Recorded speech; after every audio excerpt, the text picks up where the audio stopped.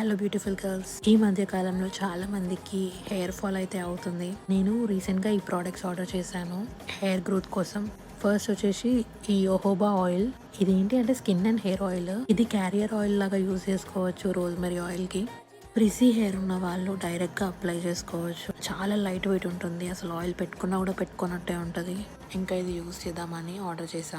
Next వచ్చేసి pumpkin seed oil supplements. Pumpkin seed oil supplements చాలా మంచిది మన హెయిర్ గ్రోత్కి. డైలీ ఒక 2 తీసుకోవచ్చు. తీసుకున్నది cold pressed and natural. Next వచ్చేసి నైజరాల్ షాంపూ.